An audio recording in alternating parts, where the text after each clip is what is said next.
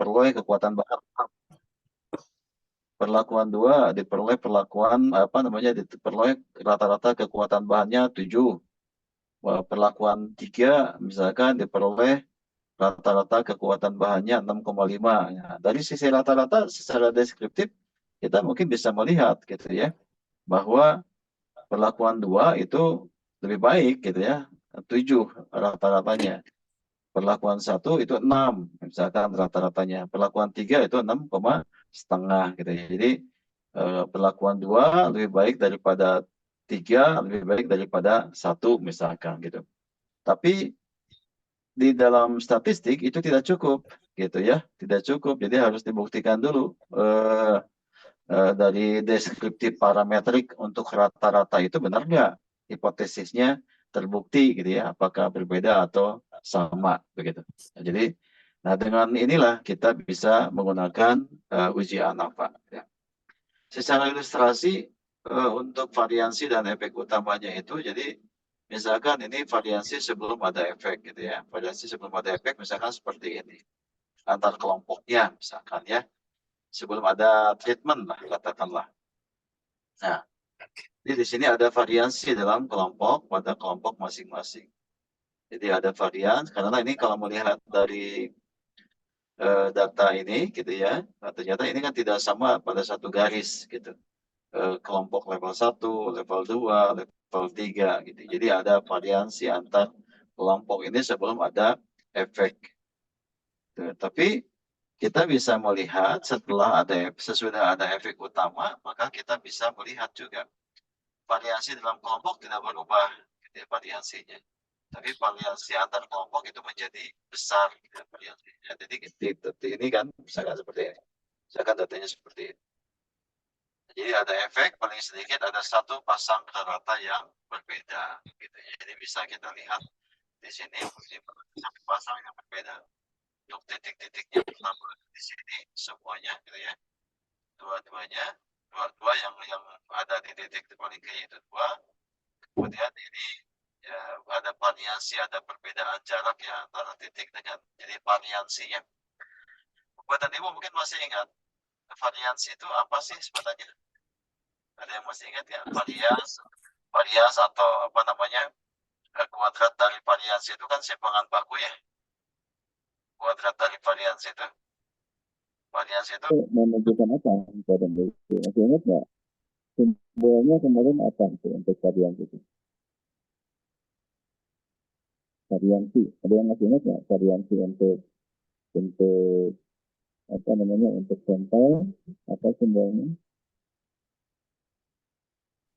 Ukuran Simbol. Variansi itu kan simbolnya apa? untuk sampel. S ya, Pak. Ya Pak, Pak Marlit gimana? Untuk sampel simbolnya? Variansi itu ukuran statistik yang menunjukkan berapa jauh suatu kumpulan data tersebar dari nilai rata-rata. Oh iya, oke. Jadi berkaitan dengan ukuran penyebaran data gitu ya. Variansi itu, jadi berkaitan dengan ukuran penyebaran data. Variansi itu.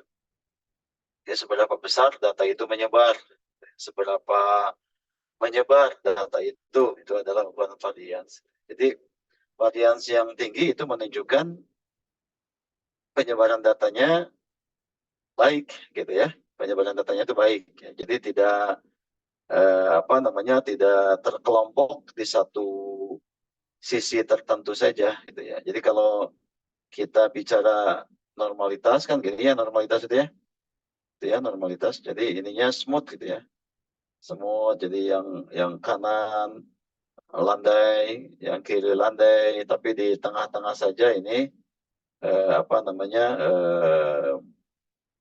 terkumpulnya di sini gitu ya, di secara rata-rata. Karena ini kan menunjukkan karakter daripada data yang ada di populasi biasanya kan gitu. Jadi datanya tidak cenderung ke kiri gitu ya, atau cenderung ke kanan gitu ya, cenderung ke kiri atau cenderung ke kanan. Dia tidak begitu. Tapi datanya menyebar dengan baik, itu variansinya tinggi. Simbolnya untuk yang sampel variansi itu adalah S kuadrat ya. Kemudian untuk yang populasi itu adalah sigma kuadrat gitu. Itu jadi simbol-simbol parameter ya untuk varians. Ya, varians itu kan menunjukkan penyebaran data gitu ya. Oke, kemudian variansi totalnya di sini kita juga bisa lihat dengan membuka batas semua kelompok diperoleh varians totalnya. Jadi ini secara totalnya bagaimana variansnya. Jadi ini kan penyebar gitu ya di masing-masing kelompok itu.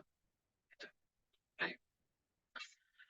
Nah, fungsi dari ANAVA ini adalah kita bisa mengetahui perbedaan antara tiga kelompok ya, atau perlakuan atau lebih ya, tiga kelompok atau perlakuan atau lebih. Nah, sama seperti ketika kita menguji hipotesis, itu ada asumsi-asumsi yang harus dipenuhi. Ya, ada asumsi-asumsi yang harus dipenuhi. Yang pertama, harus berskala interval minimal, ya, interval minimal. Ya, cukup-cukup bisa rasional, ya, yang empat gitu. Yang kedua, datanya harus berdistribusi normal. Gitu. Makanya tadi kan ada asumsi distribusi seperti gunung yang smooth gitu ya, yang seimbang, yang proporsional. Ya. Itu untuk yang akan kita buktikan dengan menggunakan ANAVA ini adalah sampel-sampel, tapi sampel-sampel yang akan kita uji itu harus berdistribusi normal. Jadi harus mewakili karakter daripada populasi gitu ya. Karena ya, normalitas itu biasanya menjadi ukuran dasar atau syarat dasar gitu ya dalam banyak pengujian hipotesis. Kenapa? Nah, karena untuk penelitian kuantitatif itu kan yang akan kita analisis itu adalah parameter-parameter sampel. Ya. Nah, jadi parameter sampel, sementara hasil dari pengujian hipotesisnya itu diharapkan akan bisa digeneralisasi.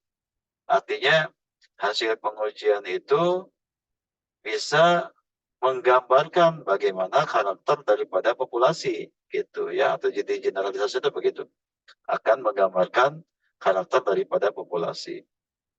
Karena dengan prinsip bahwa sampel yang diambil itu harus representatif gitu ya. Makanya di sini harus ada proses pengujian distribusi normal. Begitu pula variansnya gitu ya, harus datanya homogen, varians datanya harus homogen. Jadi inilah syarat yang harus dipenuhi untuk uji ANAVA begitu ya. Nah, rumusan hipotesisnya seperti ini, Bapak-bapak. Rumusan hipotesisnya ya untuk ANAVA ini. Jadi hipotesisnya misalkan di sini ada sampai dengan K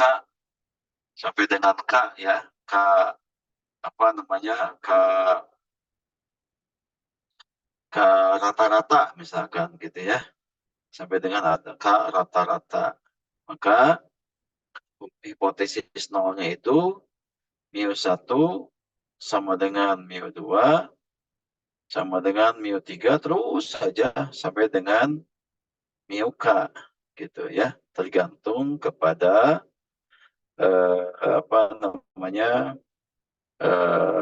berapa kelompok ya yang akan dianalisis. Jadi kalau hanya 3 kelompok sampel, jadi hanya sampai 3 ya, μ1, μ2, μ3.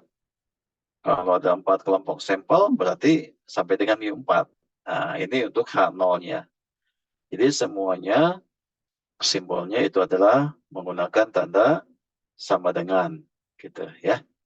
Nah, H1-nya cukup dengan kata-kata minimal ada satu pasang yang berbeda.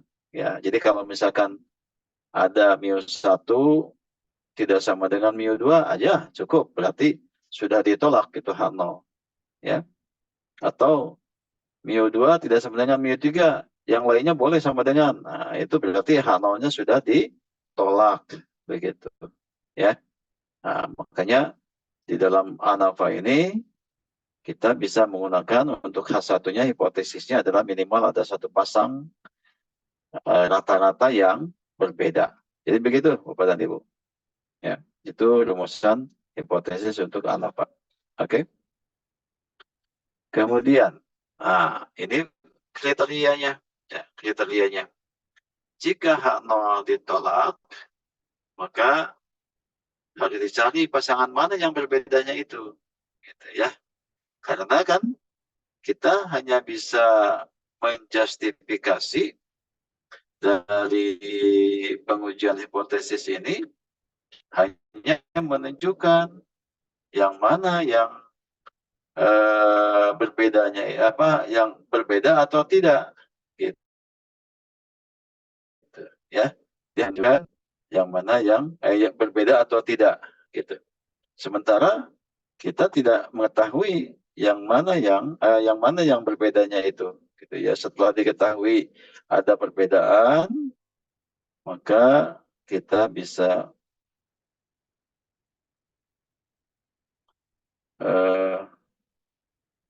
apa namanya bisa mengetahui yang mana yang berbedanya gitu ya. Nah, biasanya kalau di analisis di SPSS itu apa namanya menggunakan uji lanjutan biasanya ya. Jadi ada yang disebut dengan post hoc analisis ya. Jadi post hoc analisis ini adalah untuk mengetahui yang berbedanya itu yang mana gitu ya. Begitu Bapak dan Ibu. Barangkali sampai sana ada yang perlu ditanyakan terlebih dahulu. Dipersilakan. Monggo, ada yang perlu ditanyakan dulu.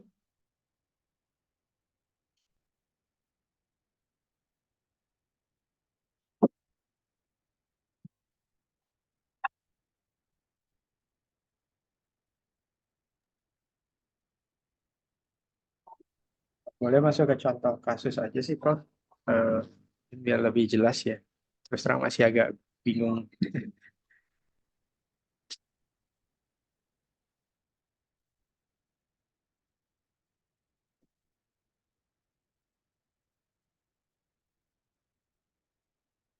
Ya, silakan Bapak dan Ibu. Kalau ada yang kurang jelas, barangkali. Mumpung belum terlalu jauh. Yes. Ya. Ya. Siap, Pak Dika. Enggak. Iya, kalau saya sih mungkin masuk ke contoh kasus aja, Prof. Biar lebih jelas. Karena kan tadi masih definisi ya, masih agak bingung jadi saya. Oke. Ya. Ya, baik. Kemudian secara manual ya, secara konvensional itu kita bisa menggunakan statistik uji yang namanya statistik uji F ya, F hitung gitu ya. Ini kalau konvensionalnya atau manualnya ya, konsepnya secara teori ya menggunakan uji F. Tapi kalau menggunakan SPSS ya kita tinggal pakai aja. Tinggal pakai SPSS-nya, kemudian tinggal dipilih menunya gitu ya. Langsung diuji, tinggal kita inputkan datanya. Kemudian kita bisa memperoleh ya nilai F-nya. Tapi ini perlu ya mungkin secara konsep, secara teori bahwa aturan untuk menguji WAL dan F hitung. Nah, ini ada tabel ya. Jadi ANAFA ini ada tabel yang harus dipenuhi. Ini masing-masing ada rumusnya gitu ya, Bapak dan Ibu. Masing-masing ada rumusnya yang harus diisikan begitu. Diawali dengan kolom pertama yaitu sumber variasi. Nah, ini ada judul perlakuan dan error ya. Perlakuan ini artinya perlakuan yang dilakukan terhadap sampel-sampel yang akan kita analisis. Gitu ya. Misalkan tadi kalau ada 3 kelompok sampel, maka perlakuannya berarti ada 3 kan gitu ya. Ada tiga kelompok. Ada tiga kelompok sampel. Jadi ini kolom perlakuan, error ini judulnya saja gitu ya. Judulnya. Nah, derajat bebasnya berarti nanti untuk perlakuan, kalau ada tiga kelompok sampel, maka ini 3-1. Gitu. 3-1. Errornya ya tinggal N min K. N-nya berapa? N-nya itu adalah banyaknya data dari ketiga kelompok tersebut. Ya.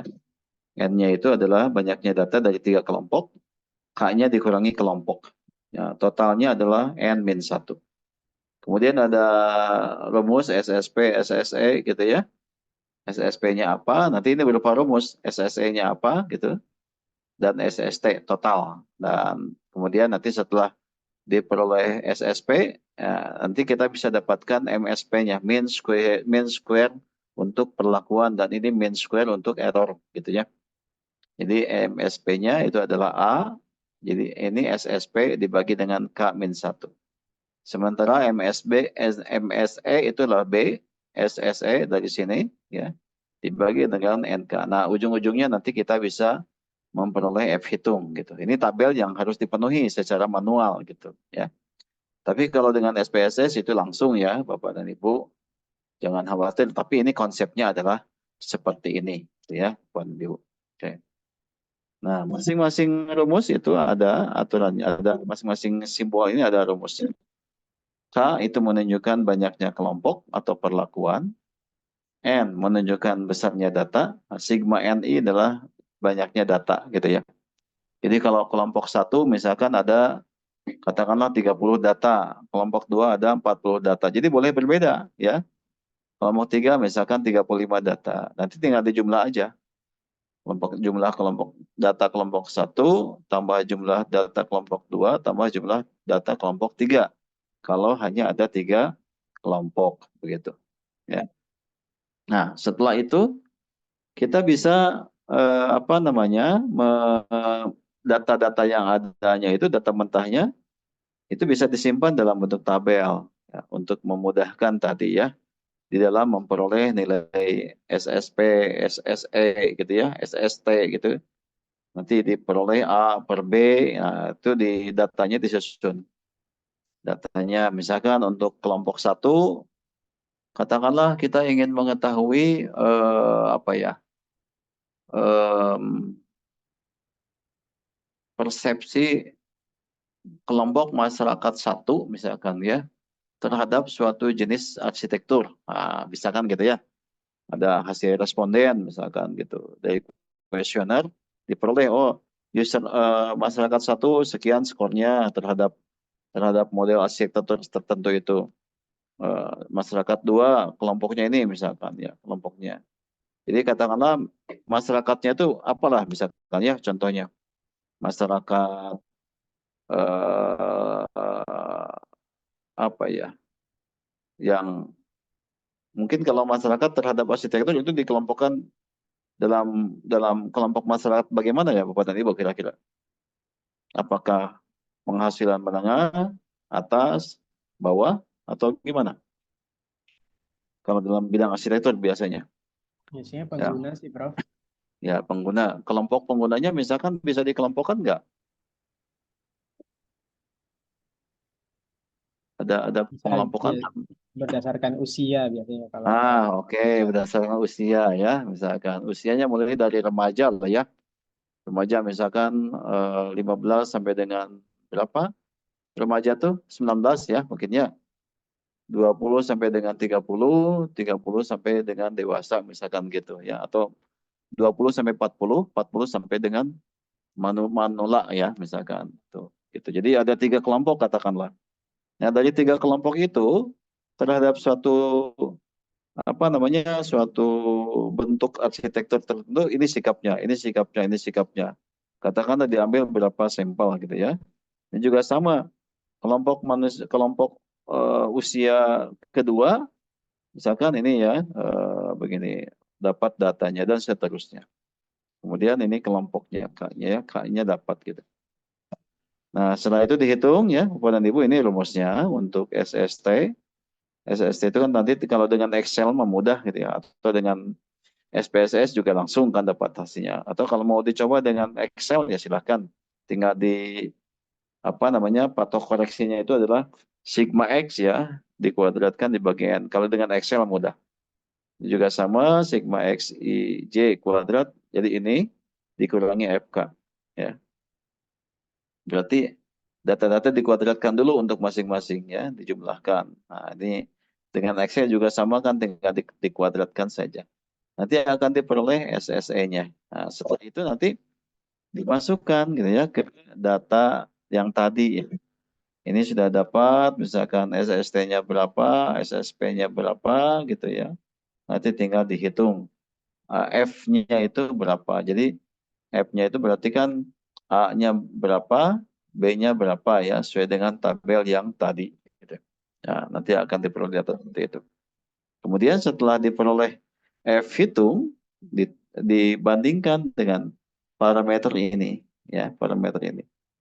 Tabel F sudah saya share ya kepada Bapak dan Ibu kan tabelnya? Tabelnya sudah ya. Kemarin kan saya nge-share tabel tabel apa saja tuh? Tabel Z ya, Prof. Ya, tabel Z. Tabel F juga itu ada ya, tabel F Bapak dan Ibu ya. Eh sebentar. Ada saya share coba tabel Z-nya supaya Bapak dan Ibu juga apa ya? Tabel Z-nya. Terus saya cari dulu tabelnya. Tabel Z. Tabel F bukan tabel Z. Tabel F.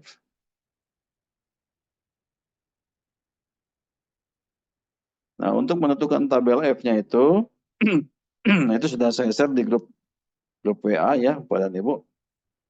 Tabel F itu nanti ini kan ada dua derajat bebas ya. Ini tinggal dicari aja F alpha, alfanya berapa. Misalkan alfanya 0,05, maka kita bisa menentukan secara manual. Nanti coba kita lihat tunjuk ya. Tabel F-nya saya coba ini kan dulu.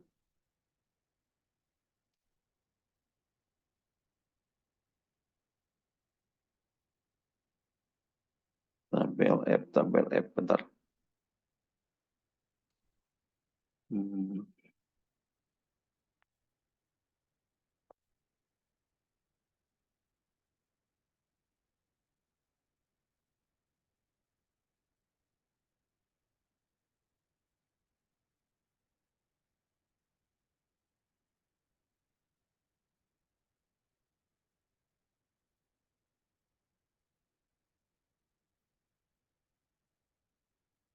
Tabel F ya. Nah, tabel F-nya.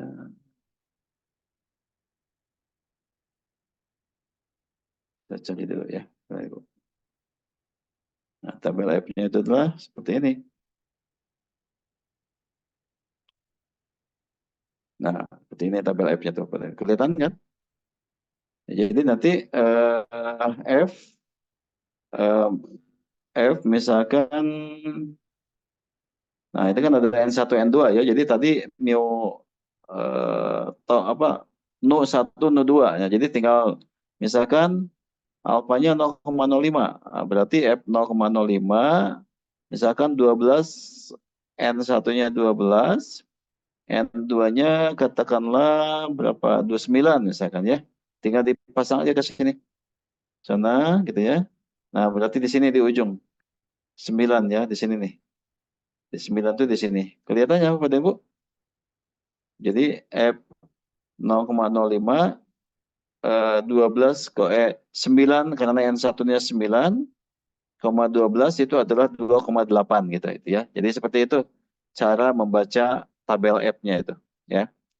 Nah, jadi itu adalah sebagai patokan untuk menentukan berapa nilai F-nya seperti yang ada di sini gitu ya. Jadi begitu kepada Ibu. Jadi patokannya tadi misalkan berapa tadi 2,8 ya. Jadi F alpha katakanlah ini. Misalkan F alpha-nya F alpha P1, P2 misalkan F 0,05 9,12 ini sama dengan 2,8 ya tadi itu. Nah, gitu. Itu cara membacanya. Jadi dari atas N1 ke bawah ke samping kiri N2-nya, cari titik untuk F alpha-nya gitu. Bisa dipahami? Kalau Gimana? di Pak dan Ibu bisa dipahami? SPSS tinggal masukin aja siapa ya. Ya, kalau di SPSS memang lagi kan ya. Jadi saya bicara yang manualnya dulu, nanti di SPSS-nya kita Iya, coba iya. bicarakan juga gitu. Jadi ya memang kan konsepnya harus tahu dulu gitu ya. Secara manualnya seperti ini, tapi kalau di SPSS langsung. Baik, Oke. Prof. Salah satu asumsi yang harus dipenuhi untuk ini ya sama uji homogennya. Nanti uji homogennya bisa menggunakan uji Bartlett ya. Uji Bartlett aturannya seperti ini. Nanti bisa dilihat atau di SPSS juga langsung ya akan dapat homogenitasnya itu berapa. Oke. Nah, contoh misalnya begini Bapak Ibu ya. Misalkan begini, ada data ingin mengetahui, ingin dilihat perbedaan kinerja pegawai dari 3 kelompok pekerja misalkan gitu ya. Atau yang tadi kalau yang tadi ya ingin diketahui persepsi kelompok masyarakat, tiga kelompok masyarakat terhadap suatu model arsitektur misalkan ya, terhadap model arsitektur apa, model arsitektur itu ada berapa Pak dan Ibu? Misalkan gaya Mediterranean misalkan gitu ya. Atau gaya lah, gaya arsitektur, gaya Amerika misalkan, gaya Eropa misalkan gitu ya. Nah, ingin diketahui terhadap satu gaya tertentu dari 3 kelompok usia tersebut. Nah, kita sebarkan angket misalkan ya, angket yang berisi tentang parameter-parameter atau kriteria-kriteria tentang model arsitektur tertentu itu. Nah, ingin diketahui bagaimana tanggapan masyarakat. Nah, disebarlah ke sejumlah kelompok usia 1 ya, sejumlah kelompok usia 2 dan sejumlah kelompok usia 3. Nah, nanti kan akan diperoleh hasil kuesionernya gitu ya. Nah, itulah yang disebut dengan kelompok 1 dan kelompok 2 dan kelompok 3 itu.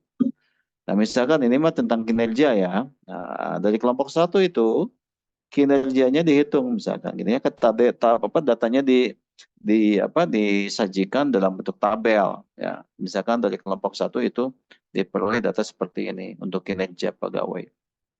Skornya ya ini berupa skor. Skor 111,5, 11,7 gitu ya. 11,5 dan seterusnya.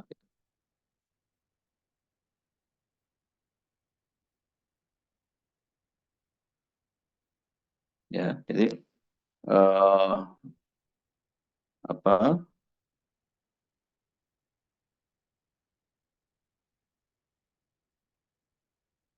Datanya seperti ini, kemudian kelompok 2 juga ada data hasil kinerjanya seperti ini, kelompok 3 seperti ini. Nah, diasumsikan data berdistribusi normal. Nah, jadi ini untuk mempercepat aja gitu ya. Jadi kalau Bapak dan Ibu ingin menguji di awal, ya periksa dulu normal tidak data ini gitu ya. Tapi ini untuk contoh ya diasumsikan sudah normal katakanlah ketiga kelompok ini. Saya nggak tahu ya apakah ini nanti normal atau tidak. Nanti bisa diuji ya, diperiksa gitu ya normalitasnya, baik dengan manual maupun dengan SPSS atau dengan aplikasi lain. Ingin diketahui apakah ada perbedaan kinerja ketiga kelompok tersebut atau tidak, begitu ya Bapak dan Ibu. Jadi ini ingin diketahui apakah ada perbedaan kinerja dari ketiga kelompok itu atau tidak. Nah, makanya dihitunglah, rumuskan dulu hipotesisnya. Nah, ini hipotesisnya Bapak dan Ibu ya. Hipotesisnya misalkan, bukan misalkan, H0 μ1 sama dengan μ2 sama dengan μ3. Kenapa hanya begitu Bapak dan Ibu? Karena hanya ada 3 kelompok kan gitu ya. hanya ada 3 kelompok. Jadi hipotesisnya itu digambarkan dengan μ1 hipotesis 0 ya, μ2, μ3 gitu. H1-nya minimal ada satu pasang mu yang berbeda. Nah, jadi boleh seperti itu rumusan hipotesisnya ya. Kemudian atau boleh juga dengan kata-kata. Boleh juga dengan kata-kata ya, Bapak dan Ibu. H0-nya tidak ada perbedaan kinerja untuk ketiga kelompok pekerja ya, karena sama itu kan. H1-nya ada perbedaan kinerja minimal ada satu pasang untuk ketiga kelompok pekerja yang berbeda. Nah, oke, sampai sana ada yang perlu didiskusikan Bapak dan Ibu? Monggo. Kalau ada yang perlu ditanyakan dulu, atau belum ada?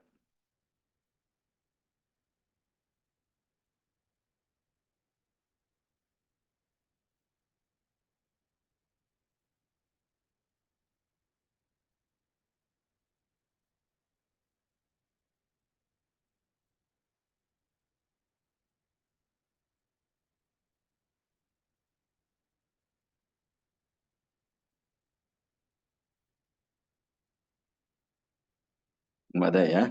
Oke. Nah, jadi ini disusun dalam bentuk tabel, dengan Excel mudah ya, saya pikir Bapak dan Ibu. Dia akan dapat jumlahnya masing-masing gitu ya. Jumlahnya masing-masing, kemudian jumlah total dapat seperti itu. Nah, kemudian dapat dihitunglah FK-nya berapa ya.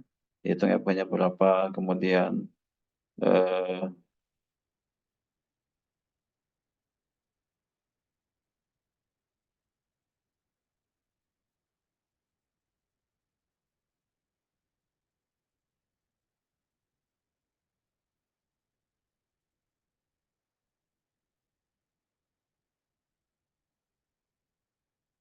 ya, dihitung SST-nya itu juga sama ya, dihitung SST-nya.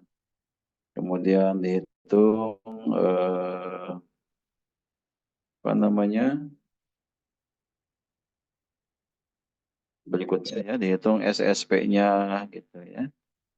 Dihitung SSP-nya, SSE-nya juga sama dihitung.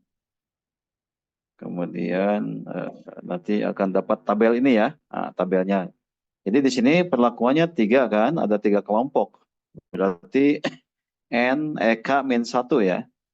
K-1 berarti 3-1 sama dengan 2 gitu ya. Sisanya itu N-K. N-K tadi datanya berapa nih? Datanya berapa? Ini ada 7 tambah 8 tambah 6 ya. 15 tambah 6 jadi 20.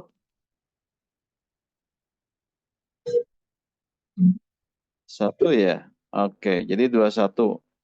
Ini N-1 ya, berarti 20. 22 ya. 22 berarti N-2 ya. Jadi ini ada 20 gitu, Bapak dan Ibu ya. Nah, kemudian dihitung SS-nya tadi, SS-nya itu adalah ini ya. SSP 5,692. Nah, kemudian SSE 2,051, 2,051 ya, itu untuk SSE. Jadi di sini. Kemudian MS-nya itu adalah MS-nya itu A-nya itu ya. MS itu berarti ini dibagi 2 dapat 2,846, kemudian ini dibagi 2, dibagi 18 dapat 0,114. Nah, tinggal dibagi aja ini hasilnya. Jadi 2,4846 dibagi 0,114 dapatlah 24,965 gitu ya. Itu hitung manual. Jadi ini adalah F hitungnya ya Bapak dan Ibu ya. F hitungnya adalah itu. Oke, sampai sana bisa dipahami ya Bapak dan Ibu. Ini kalau manual ya. Kalau manual tentunya gitu. Tapi kalau SPSS ya kita nggak perlu hitung ini. Oke. Dengan menggunakan alfa 0,05 dapat disimpulkan bahwa F hitung 2,424,967, F tabelnya 3,55 gitu. Jadi karena F hitung lebih besar F tabel, maka H0 ditolak. Artinya ada perbedaan kinerja pegawai. Ya, ada perbedaan kinerja pegawai minimal satu pasang mu yang berbeda gitu. Oke, sampai sana Bapak Ibu, ini sudah dengan contoh ya. Sudah dengan contoh. Barangkali ada yang perlu ditanyakan, silakan.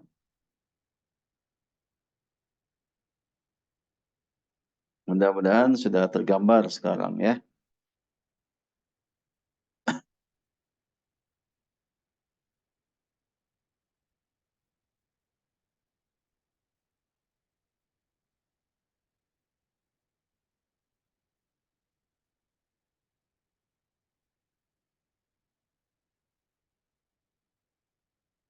Ya, begitu.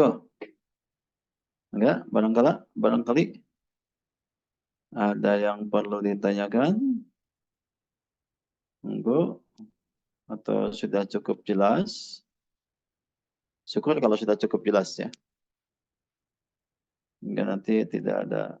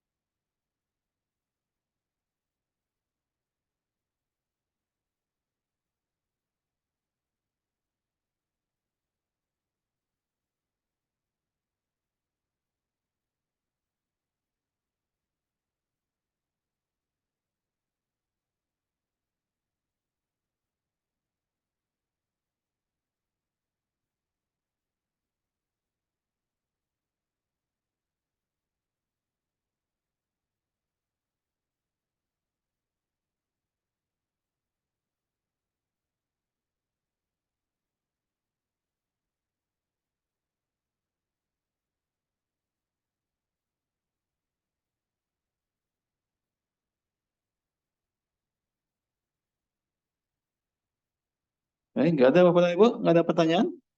Biasanya suka banyak yang bertanya nih. Ayo. Atau sudah jelas ya? Sudah jelas ya? Alhamdulillah kalau sudah jelas. Ya, oke, enggak kalau enggak ada ya. Jadi ini ditolak ya. Nah, ini uji partainya untuk homogenitas ini lewat aja. Kemudian yang berikutnya adalah ANAPA dua arah ya, Bapak dan Ibu. Jadi ANAPA dua arah ini kalau tadi hanya menganalisis satu efek ya, tadi misalkan satu efek itu katakanlah tadi kan tentang kinerja ya, faktornya faktor kinerja aja dari ketiga kelompok sampel itu. Atau contoh saya tadi misalkan hanya mengungkap persepsi ya, persepsi dari tiga kelompok usia terhadap satu model arsitektur gitu ya. Jadi itu hanya satu treatment atau satu perlakuan atau satu faktor saja. Satu faktor untuk tiga atau lebih kelompok sampel gitu ya. Nah, mungkin saja nanti kita bisa juga menganalisis selain ada faktor ya, ada lebih dari satu faktor. Mungkin saja ada dua faktor pada variabel dependennya itu ya. Misalkan di sini ada faktor pengaruh A dan B ya, berarti kan itu sudah ada dua faktor gitu ya. Kalau tadi hanya satu faktor, ini mungkin ada dua faktor begitu. Atau misalkan terdapat perbedaan pengaruh SIP, contoh ya, SIP dan jenis kelamin. Nah, jadi ada ada sekelompok, alhamdulillah, ada sekelompok pekerja, misalkan diamati produktivitasnya, dilihat dari pola shift, ya, pola pengaturan jadwal kerja, dan pola pengaturan jenis kelamin pekerja, gitu. Jadi diamati. Nah, berarti ini kan sudah melibatkan lebih dari satu faktor. Ya, dia ada dua faktor, ya, faktor shift dan jenis kelamin, begitu. Nah, untuk menganalisis yang seperti itu, maka kita menggunakan ANAPA 2 arah, ya. Nah, karena melibatkan lebih dari dua faktor, jadi dimungkinkan kita bisa menganalisis apakah ada interaksi atau tidak, ya, di antara kedua faktor tersebut, begitu. Apakah ada interaksi atau tidak di antara dua kelompok tersebut. Jadi memungkinkan, gitu ya, Bapak dan Ibu, kita bisa menganalisis tentang ini.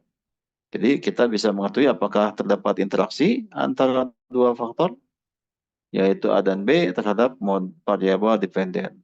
Apakah terdapat interaksi antara shift dan jenis kelamin terhadap produktivitas kerja, begitu, ya. Oke. Nah, jadi ini nanti ada model faktorial, ya, model faktorial. Jadi nanti ada faktor eksperimen yang diulang sekian kali pada tiap-tiap tingkat faktor kombinasinya. Kemudian ada replikasi, adanya replikasi memungkinkan adanya interaksi antar faktor-faktor yang ada. Interaksinya mungkin bisa terjadi ketika efek dari satu faktor, ya, tergantung kepada levels dari faktor yang lain, ya. Kemudian jika signifikan, maka interpretasinya ada di main effects-nya, A dan B. Itu nanti bisa complicated, ya. Atau kita juga bisa mendeteksi di dalam data tabel bagaimana pattern of cell means-nya in one row. Jadi bagaimana pola, ya, rata-rata dari masing-masing kolom, ya, dalam barisnya itu apakah berbeda dari satu ke yang lainnya atau tidak. Kemudian kita juga bisa mengetahui di dalam grafik untuk sel rata-ratanya, ya, apakah ada terjadi garis-garis yang silang atau tidak, saling menyilang atau tidak, gitu, ya. Jadi itu interaksi itu bisa seperti itu. Nah, interaksi antara dua faktor A dan B itu tendensinya yaitu untuk satu faktor, ya, mungkin bisa berbeda tergantung kepada level, ya, dari setting dari variabel-variabel yang lainnya, ya. Dan interaksi dapat dijelaskan, ya, interaksi itu menjelaskan efek dari satu faktor pada perilaku, ya, yang ada pada yang lainnya. Tapi jika tidak ada interaksi, maka mungkin faktor-faktor itu saling bebas, ya, mungkin saling bebas, begitu, Bapak dan Ibu. Barangkali ada yang perlu didiskusikan dulu sampai sini. Monggo, ada diskusi supaya tidak ngantuk.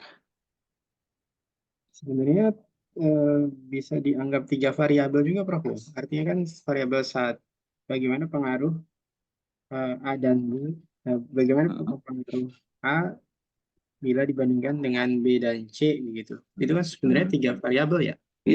Bisa juga. Berarti kan itu sudah tidak hanya ANAPA 2 arah kalau begitu, gitu, ya. Tapi sudah ANAPA lebih dari 2 arah, ya. Ini kan hanya menggambarkan untuk dua faktor. Kalau contoh ini, ya, yang saya bahas. Tapi boleh juga misalkan ada faktor A, B, dan C, bahkan sampai D, ya, boleh juga. Kalau memang yang kita analisis itu kompleks, gitu. Dan kelompoknya pun bisa lebih dari 3, ya, misalkan 4 kelompok, 5 kelompok. Tergantung kepada parameter dari kelompok-kelompok itu apa saja, gitu, ya. Misalkan kalau tadi, ya, kelompok usia itu kan hanya 3, ya. Mungkin saja bisa lebih. supaya misalkan dibagi-bagi ya, anak usia 0 sampai dengan 10 tahun mungkin belum bisa ya. Katakanlah mungkin dari usia remaja sudah bisa menilai terhadap suatu model arsitektur tertentu ya. Misalkan mulai dari 15 sampai dengan 25 gitu ya, kelompok pertama. 25 sampai dengan 35 kelompok kedua ya. Kemudian 35 sampai 45 kelompok ketiga, 45 sampai dengan 55 kelompok keempat.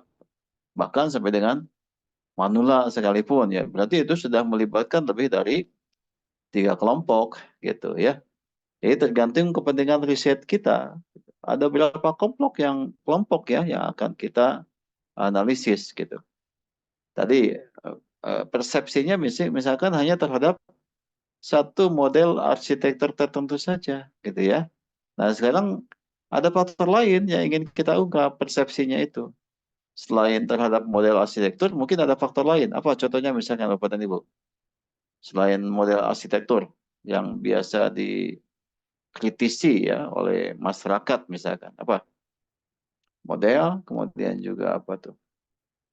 Kalau model arsitektur itu, Mungkin ya gimana Pak? kenyamanan biasanya Oke. suka ditanyakan. Kenyamanan misalkan ya. Jadi ingin di 3 kelompok sampel itu, misalkan ingin mempersepsi selain model dan kenyamanannya. Gimana? Model ini tentu menurut kelompok tertentu itu nyaman juga gitu ya. Jadi diungkap model dan kenyamanan dari persepsi 3 kelompok. Nah, berarti itu kan sudah melibatkan 2 faktor ya. Jadi ada faktor model, ada faktor kenyamanan. Ditambah ada 3 kelompok begitu ya. Ada 3 kelompok atau 4 kelompok ya, tergantung kepentingan riset kita. Ya, jadi ini sudah melibatkan banyak faktor dan ada efek, maka kita bisa menggunakan aturan aturan ANAPA 2 jalur gitu ya. Ini ilustrasi grafik untuk yang tidak ada tidak ada interaksi ya, Bapak dan Ibu.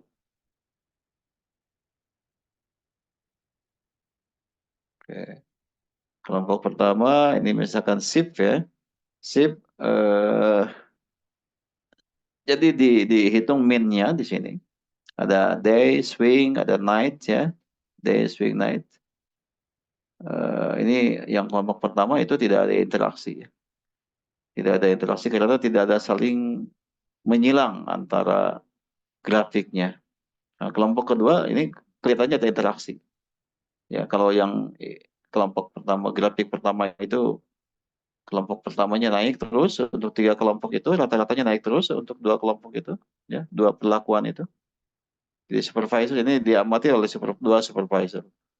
Supervisor misalkan untuk rata-rata shift yang siang, sore, malam gitu ya, mungkin ini semuanya meningkat. Tapi menurut data yang kedua itu ada interaksi karena ada persilangan gitu ya untuk ketiga shift tersebut. Jadi ini ada interaksi begitu. Secara grafis.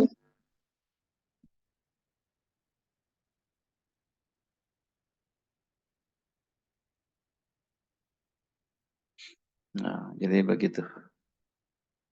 Interaksinya ada. Yang kedua, yang pertama tidak ada interaksi. Oke, ini juga sama. Contoh motivation, high or low terhadap 3 metode ya. Tadi berarti 3 metode. Nah, jadi banyak rata-rata itu bisa saja menunjukkan kelompok sampel atau bisa juga menunjukkan metode ya, tergantung kepada tujuan riset kita. Ini ada interaksi yang pertama, yang kedua tidak ada interaksi. Ya. Nah, yang tanpa interaksi berarti hipotesisnya seperti ini. X1 terhadap Y, X2 terhadap Y. Tapi kalau yang ada interaksi, bentuk interaksinya adalah X1, X2 terhadap Y gitu ya. Jadi kalau yang tanpa interaksi itu berarti kan masing-masing antara faktor 1 terhadap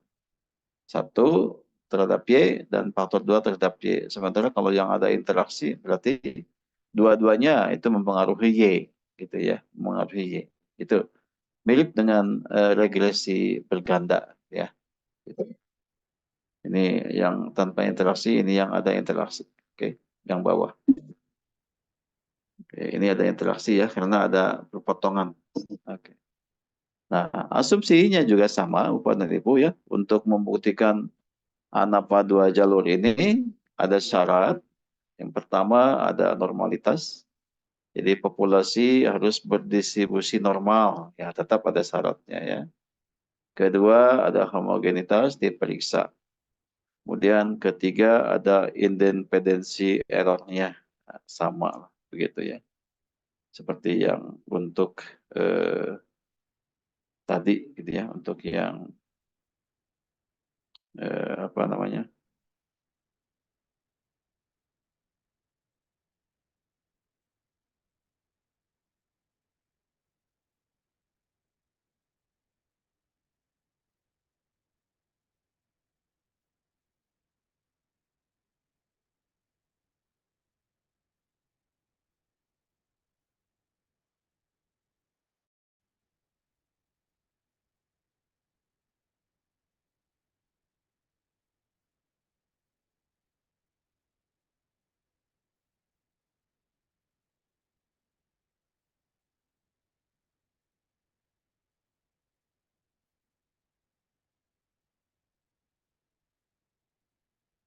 Oke.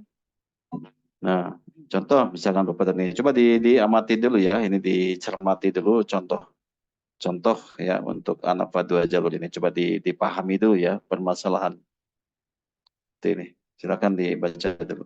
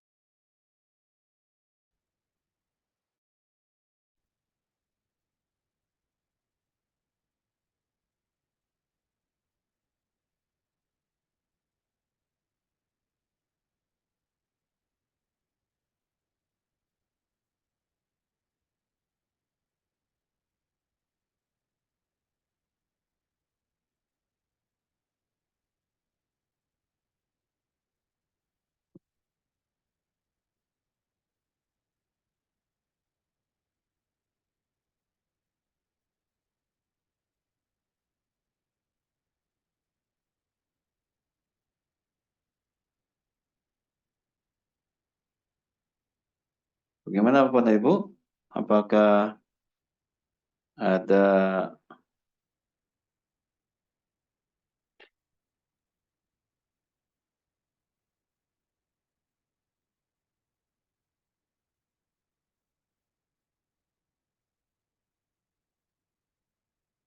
masalah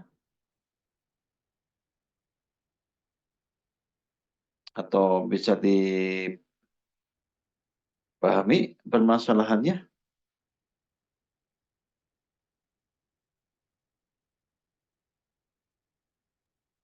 Contoh kasusnya bisa dipahami, Prof. Oke ya. Jadi ini menunjukkan ada ini ya, ada dua, berarti apa? Ada 3-4 shift ya. Nah ini jadi boleh lebih dari 4. Shiftnya boleh lebih dari 4 gitu ya.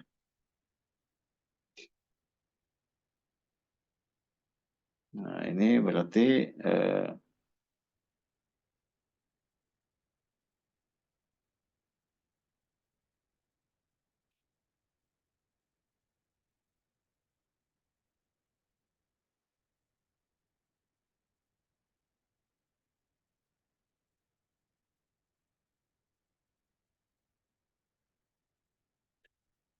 Jadi ada 4 kelompok SIP, kemudian dari 4 kelompok SIP itu diatur yang SIP-nya itu berdasarkan jenis kelaminnya. Kemudian nanti diamati produktivitasnya ya, ingin diketahui apakah ada perbedaan produktivitas atau tidak di antara keempat kelompok SIP dengan pengaturan jenis kelamin.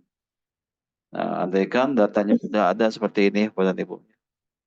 Datanya sudah ini adalah nilai dari produktivitas untuk masing-masing SIP ya, SIP dan masing-masing jenis kelamin gitu. Di SIP 1 berarti ini skornya kan ini pria-pria wanita, pria-pria wanita, pria-pria wanita gitu ya. 38, 36, 39, 34. Jadi ini sudah diatur, sudah dihitung, produktivitasnya adalah seperti itu. Begitu.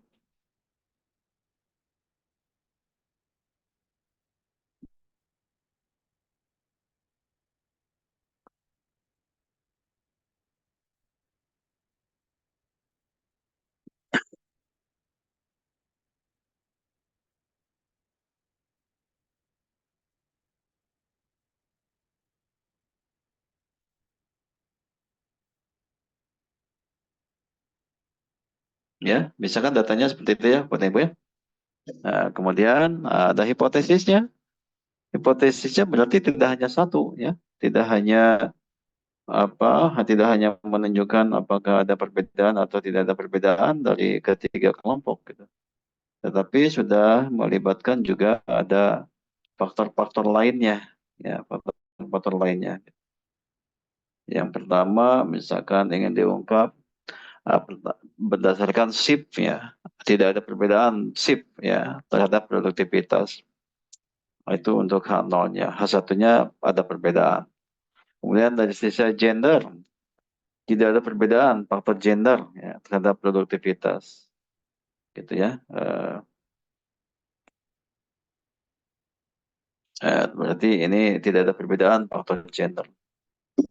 Kemudian ada SIP, ada gender, dan ada interaksi. Jadi tidak ada interaksi antara SIP dan gender terhadap produktivitas. Jadi gabungan dari dua faktor tersebut gitu ya. Dan yang H1-nya ada interaksi. Nah, jadi di sini ada 3 kelompok hipotesis yang akan kita buktikan Bapak dan Ibu. Begitu ya. Nah, ini dengan SPSS sudah ada data seperti ini. Nah, jadi kalau hitungnya begitu Bapak dan Ibu. Hitungnya di sini nanti dapat signifikansinya. Otomatis muncul signifikansinya gitu. Masing-masing sudah punya SPSS-nya Bapak dan Ibu? Atau belum? Sudah saya kirim belum ya SPSS-nya? Atau sudah download atau belum? Saya sudah, Prof. Sudah. Versi berapa Pak Andika? Versi sebentar. Sudah dicoba? Kebetulan bantu istri, Prof. Jadi Apa? kebetulan pakai Baru? untuk kebetulan pakai buat bantu istri. Oh ya, berarti bagus. Kalau itu sudah mahir ya. Enggak juga, Prof. Iya, oke. Jadi ini kalau dengan ANAVA ya, langsung dapat signifikansinya gitu ya, Pak. Jadi nanti tinggal diperiksa ini SIP ya, SIP. Kalau baris SIP di sini berarti baris SIP itu dapat F hitungnya 43,766 ya. Signifikansinya 0,00. Jadi di sini hanya tidak usah membandingkan antara F hitung dengan F tabel kalau di SPSS ya. Jadi hanya lihat signifikansinya saja. Untuk SIP itu 0,00 signifikansinya. Alfanya 0,05. Jadi 0,00 kurang dari alfa 0,05. Jadi artinya H0 ditolak gitu ya. Enaknya begitu. Tidak usah buka-buka tabel ya. Signifikansinya dibandingkan. Sehingga dapat disimpulkan karena H0 ditolak dari sisi faktor SIP, artinya terdapat perbedaan SIP terhadap produktivitas. Jadi faktor SIP terhadap produktivitas itu dapat membedakan produktivitasnya gitu ya. Itu shift-nya saja. Nah, kemudian dari gender ini juga sama, jadi dapat hitungnya 0,002, signifikansinya sama 0,19 ya. 0,19 itu kurang dari 0,05, betul ya? Betul ya. Jadi di sini ternyata ada perbedaan terhadap produktivitas. Jadi gender pria pria dan wanita itu berbeda produktivitasnya. Ya, ya. Cuma di sini Anafa ini kita hanya baru mengetahui ada perbedaan atau tidak ada perbedaan, gitu ya. Kalau kita ingin mengetahui dari shift 1 sampai 4 itu yang mana yang baik produktivitasnya, belum bisa, gitu ya. Begitu pula gender pria wanita, yang mana yang lebih baik produktivitasnya, apakah pria atau wanita, gitu ya. Nah itu belum bisa, jadi hanya beda atau sama saja, gitu prinsipnya. Kemudian interaksinya, nah interaksi di sini shift kali gender ya, cross gender itu adalah 0,598 ya, signifikansinya. Jadi 0,598 itu lebih besar daripada 0,05. Artinya nolnya diterima, jadi tidak terdapat perbedaan, tidak ada interaksi aksi antara shift dan gender terhadap produktivitas. Begitu? Mudah? kami dengan SPSS-nya, Bapak dan Ibu. Ya, begitu tentang apa namanya, shift-nya ada perbedaan, gendernya ada perbedaan, tapi interaksinya tidak terjadi. Ya. Jadi shift dan jenis kelamin itu tidak saling mempengaruhi, artinya begitu ya, terhadap produktivitas. Tapi dilihat dari masing-masing faktor itu mempengaruhi produktivitas. Kesimpulannya seperti itu. Bisa diterima, Bapak dan Ibu? Bisa dipahami?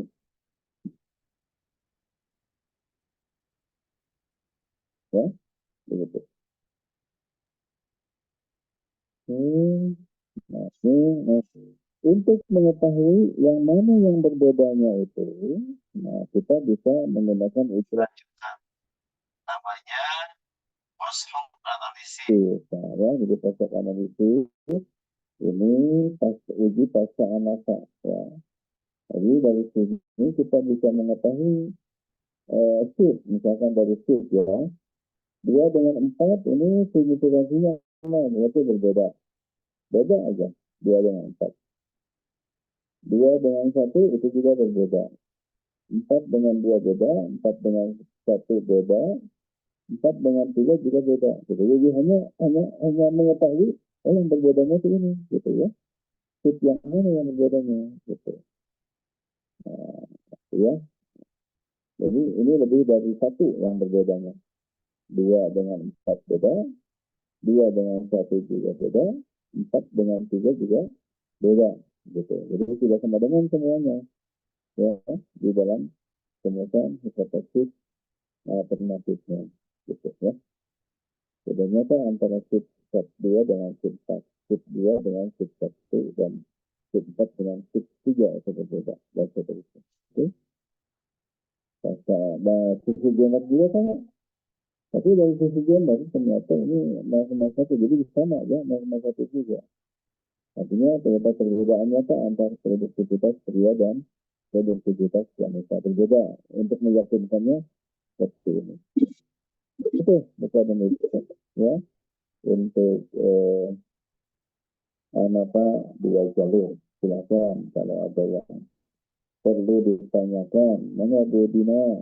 Tanyakan. Bu Dian, tanyakan. Pak Sumarli, ada pertanyaan enggak? Untuk faktornya, Prof, misalnya ya faktor apakah tetap menggunakan yang 2 arah atau 3 arah atau bagaimana? Ya tadi kan kalau yang 1 arah itu hanya kelompoknya ya, hanya kelompoknya salah satu bisa lebih dari dua, kan? Bisa lebih Ya. dari dua kelompok, bukan satu, lebih dari dua, ya kan? Untuk kelompoknya. Tapi faktornya hanya satu, gitu. Yang misalkan, tadi saya contohkan, apa namanya tadi, persepsi terhadap satu model arsitektur untuk tiga kelompok usia, berarti itu satu jalur, gitu ya. Kalau misalnya selain terhadap model, juga terhadap apa namanya, terhadap kenyamanan, nah itu berarti dua faktor. Jadi anaknya dua jalur, begitu Pak. Misalnya ditambah lagi faktor fungsi. Nah, Itu berarti apalagi itu sudah tiga faktor, kan? Tiga faktor. Gitu.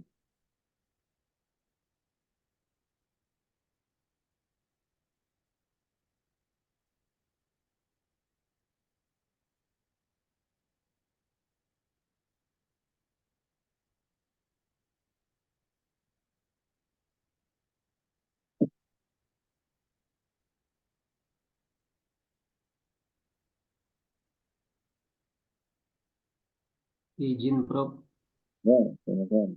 kalau untuk penentuan tingkat signifikansi ini kita tentukan di awal atau harus mungkin dicari setelah variabelnya terdapat dulu, Prof?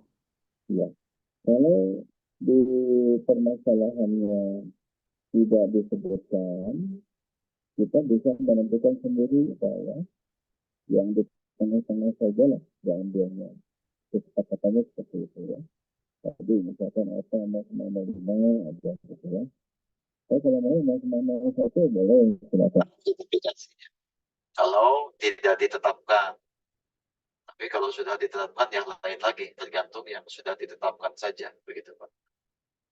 Ya. Ya, Prof. Jadi kalau tidak ada, Pak, ya tetapkan sendirilah. Misalkan 0,05 gitu. Bisa begitu.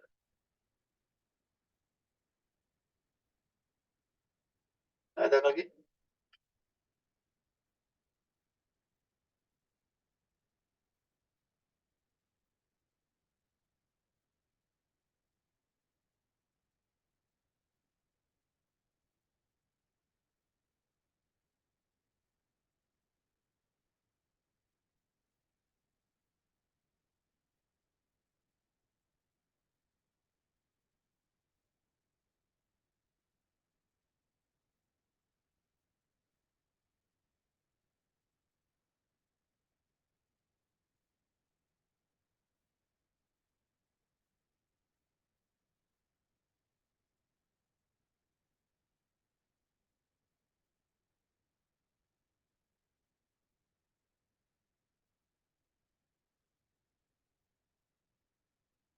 Nah, Bapak dan Ibu, kemarin di soal latihan kan sudah saya share juga ya. Ini kan? Ya, sudah kan? Soal latihan ini yang sudah kita bahas, nomor berapa tuh? Ini kan udah ya, puas tidak puas kan ya? Nah, ini kalau ini kan untuk yang dua variabel, yang soal sorsi gitu ya. Ini dua variabel, jadi uji hipotesis dua variabel gitu ya. Kalau ini itu untuk, nah ini ya, kasusnya kasus anak Pak Bapak dan Ibu. Coba ini anak berapa jalur nih? Coba dicek berarti dulu ini anak Berapa jalur?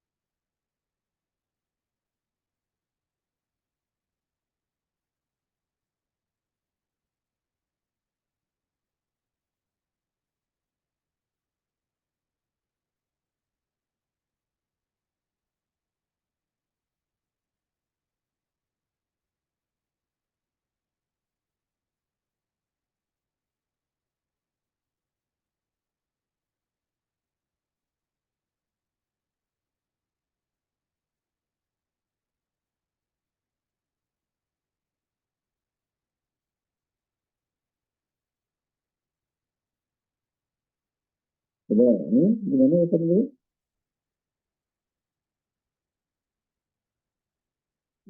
Ini apa? Berapa jalur?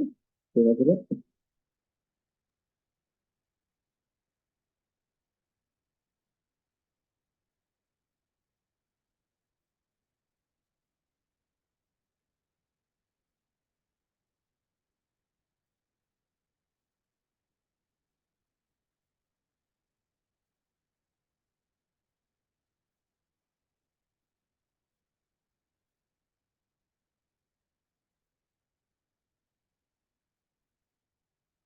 Satu arah, Prof.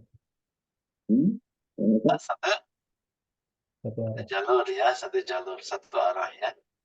Oke, jadi ini kan hanya apa ya, hanya membandingkan eh, rating ya, rating penjualan saham dari 4 perusahaan begitu, Pak dan Ibu ya. Di datanya ini ya, datanya seperti ini gitu. Oke, jadi kalau ini kan sudah punya ya, soal-soal ini kan sudah ada ya, Bapak dan Ibu ya. Sudah ada kan? Ya, kalau di apa namanya di SPSS-nya itu ya tinggal hanya menggunakan apa one way aja, one way apa ya Bapak dan Ibu. Di SPS itu sebenarnya untuk mengolah data menggunakan SPSS banyak apa namanya banyak tutorialnya banyak ya di Google ya atau di YouTube Bapak dan Ibu bisa misalkan bagaimana menggunakan SPSS untuk Anapas satu jalur. Nah, tinggal download aja itu banyak tutorialnya. Baik yang berbentuk video ya maupun berbentuk apa namanya teks gitu ya. Silakan nanti caranya dicoba di SPSS. Kalau nanti Pak ini mungkin bisa share Pak Pak siapa tadi yang sudah punya tuh Pak Saya Prof. Andika. Pak Andika Pak Andika mungkin bisa share atau ke yang lain supaya bisa diinstal ya ke yang lain atau kalau perlu saya juga boleh punya ya nanti yang versi 26 saya share lah Bapak dan Ibu ya nanti kalau mau ya kalau mau nanti saya share silakan nanti diinstal ya untuk versi 26 SPSS-nya. Nah, tapi caranya itu Bapak dan Ibu silakan download aja atau buka aja, browsing aja. Misalkan ya tadi saya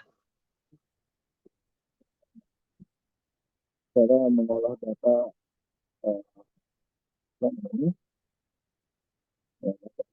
apa satu arah. apa dua arah ya itu banyak lah manualnya tinggal diikuti aja itu bisa kok. Kecuali kalau luring, nah mungkin bisa saya praktekkan ya dengan bapak dan ibu. Gitu. Jadi untuk kasus yang pertama tadi itu adalah apa namanya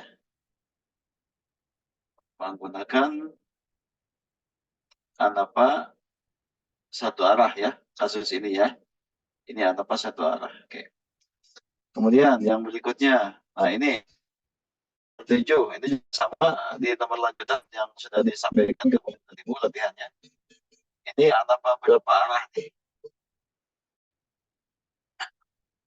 Nanti dicoba ya di SPSS-nya Bapak nanti.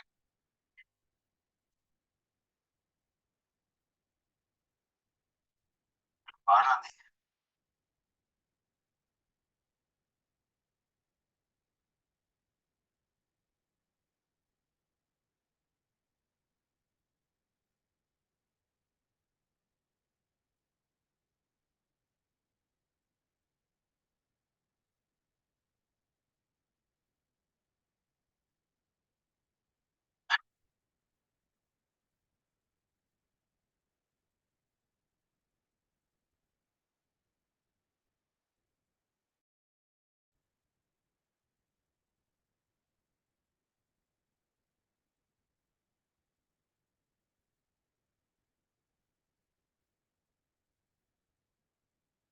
Ya, yang kira-kira ini karena beberapa arah apa itu?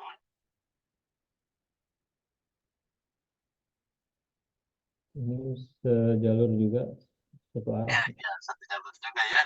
Hanya penumpuk ya, beda dengan yang tadi lah. Satu jalur juga ya. Satu jalur. Kalau ini sudah ada dua faktor ya. Dua faktor ini ada PMK, ada model pembinaan A dan B. Berarti ini menggunakan apa? Dua jalur ya. Begitu. Ya, jadi cara untuk pengolahan data SPSS-nya bisa dicoba di browsing lah pada tim. Begitu. Baik, ada pertanyaan sampai di sana?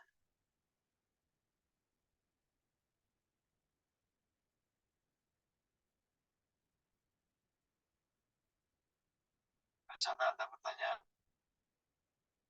Ya. Secara manualnya ya, kalau secara teorinya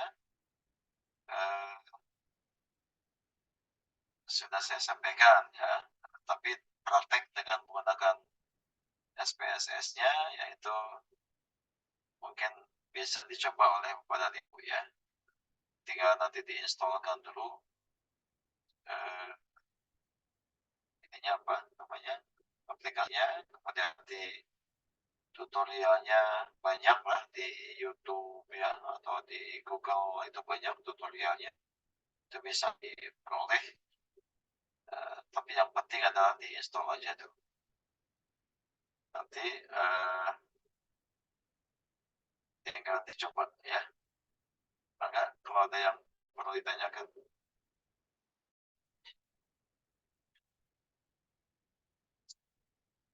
Ini tampilan SPSS-nya pada itu ya.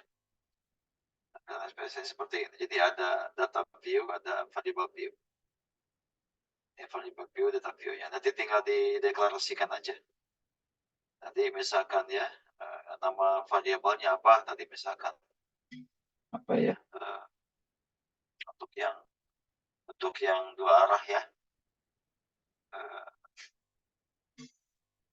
Ini saham. Kemudian ini penjualan ya. Ini penjualan. Misalkan gitu. Saham dan penjualan. Ya, jadi ada dua faktor. Sahamnya tadi ada kelompok ya. Ini nilai saham. Saham perusahaan. Ya, kelompok penjualan ya. Ya. Ya. Tapi untuk yang penjualan, ini sahamnya ada kelompoknya. Ini nilai penjualan bukan kelompok. Nilai penjualannya. Ini ada saham ini ada value-nya nanti. Ada value 1 misalkan. Ini saham 1 yang betul-betul ya, saham 1. 2, 2-nya saham 2. Nah, kemudian 3 ya di sini saham 3, 4 gitu ya. Saham 4. Nah, gitu. Ya. Karena ada 4 kelompok contoh. Oke. Nah, di sini sudah ada cancel. Oke. Ini saham 1. Ya, saham 2. 3. Saham 3. 4. Dan 4 ya. Oke, jadi ada 4. Oke, nah, itu tinggal diinputkan aja data ke data view di sini. Ini ada 2 variabel. Ya, ada 2 variabel. Jadi nanti sahamnya nanti 1, 2, 3, 4 gitu ya. Jadi dituliskan seperti itu.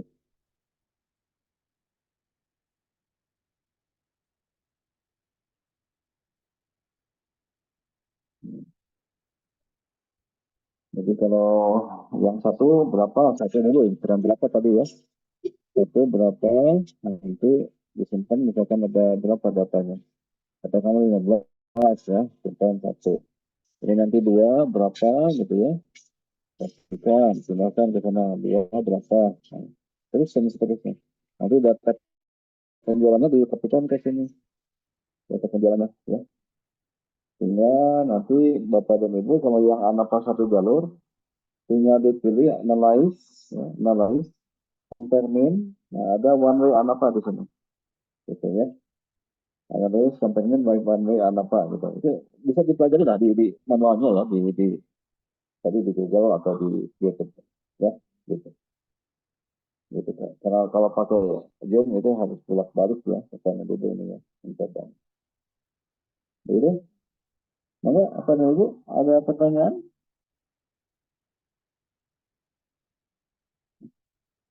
Apakah semakin sulit? Enggak sih ya. Kan kalau pakai OPS memang enggak sulit lah, hanya implementasi aja. Jadi nanti minggu depan OPS ya, Bapak dan Ibu, mungkin nanti saya akan memberikan kasus, kemudian nanti diselesaikan oleh Bapak dan Ibu ya, dan dikumpulkan di spot tuh, nanti untuk hasil OPS-nya. Nah, nanti saya buat soalnya di spot, mungkin bisa dikerjakan dalam waktu 1 hari atau 2 hari ya, kemudian nanti dikumpulkan lagi di spot, begitu. Begitu ya. Jadi minggu depan nggak ada daring Bapak dan Ibu ya, untuk kuisnya, untuk UTS-nya langsung saja buka spot di pertemuan minggu depan ya, pertemuan minggu depan. Sekarang yang tidak hadir siapa? Atau hadir semua?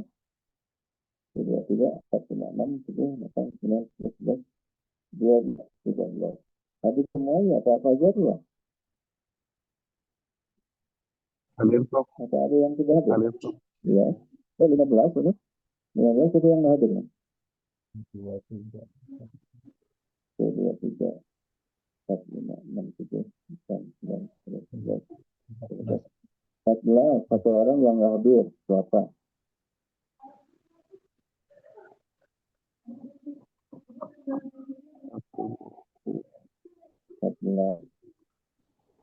Siapa hadir? Siapa? Siapa aja? Apa saja?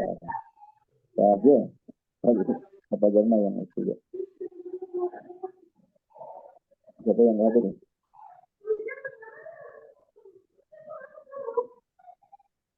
Nah, kemarin ada apa aja? Ada apa saja? Hadir, Prof. Ada saya ya betul saja. Pak Andi Taufan sepertinya. Saja apa?